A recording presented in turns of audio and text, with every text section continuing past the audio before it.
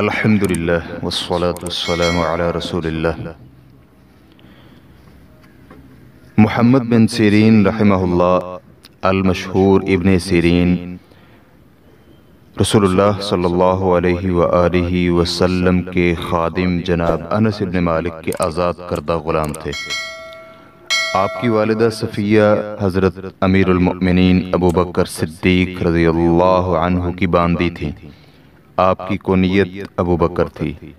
مدت سے انس رضی اللہ عنہ کے کاتب یعنی پرائیویٹ سیکرٹری کی حیثیت سے نہایت وقیح خدمات انجام دیتے رہے، اور جب ہم دیکھتے ہیں کہ ایک معمولی غلام جس کی زندگی کا سارا ابتدائی زمانہ خدمت آقا میں گزرا اور جس کے لیے حصول رفعت و بلندی کے بظاہر کوئی سامان نہ تھے، آسمان علم و عمل پر عموماً اور تعبیر خواب پر خصوصاً آفتاب بن کر چمکا۔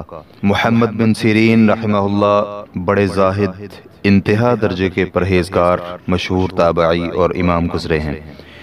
ابن عون کا قول ہے کہ میری آنکھوں نے 3 حضرات کو بے مثل دیکھا اور کسی چوتھے بزرگ کو ان کے برابر نہیں پایا۔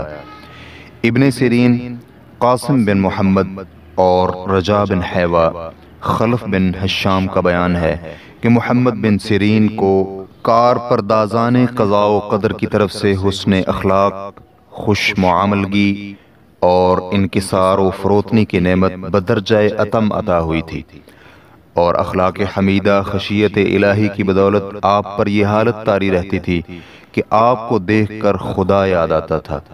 اشعث کہتے ہیں کہ جب ابن سیرین سے حلال و حرام کے متعلق کوئی مسئلہ دریافت کیا جاتا تو آپ کے چہرے کا رنگ متغیر ہو جاتا۔ سفیان ثوری رحمہ اللہ نے زہیر اقطع سے روایت کی ہے کہ جب ابن سیرین رحمہ اللہ کے سامنے موت کا ذکر آتا تو آپ کے اعضاء و جوارح بالکل مردہ اور بے حس ہو جاتے۔ مہدی کہتے ہیں کہ ایک دن ہم ابن سیرین کی مجلس میں بیٹھے تھے، علمی مذاکرے ہو رہے تھے، اتفاق سے کسی شخص نے موت کا ذکر چھیڑ دیا۔ معاً آپ کا چہرہ زرد پڑ گیا اور آپ پر سکرات کی سی حالت طاری ہونے لگی۔ آخر جب تک ہم نے آپ کی طبیعت کو بے تکلف دوسری طرف متوجہ نہ کر دیا، آپ کی حالت نہ سنبھل سکی۔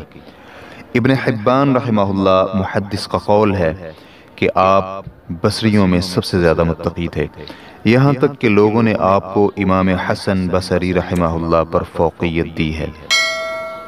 جس طرح حضرت یوسف علیہ السلام کو اپنے کمال تقوی کا خمیازہ سالہ سال کی اسیری کی شکل میں بھگتنا پڑا تھا، اسی طرح آپ کو بھی اسی تقوی کی بدولت سنت یوسفی پر عمل پیرا ہونے کی سعادت نصیب ہوئی تھی۔ ابن سعد محدث کا بیان ہے کہ میں نے محمد بن عبداللہ انصاری سے دریافت کیا کہ ابن سیرین رحمہ اللہ کس جرم میں زندان بلا میں محبوس رہے۔ انہوں نے بتایا کہ آپ نے 40,000 درہم یعنی تقریباً 10,000 روپے کا اناج بغرض تجارت خریدا تھا۔ اس خریداری کے بعد آپ کو معلوم ہوا کہ غلہ فروخت کرنے والی خاتون نے اس اناج کی پیداوار بعض ایسے طریقوں سے کی ہے جو شرعاً مشکوک ہیں۔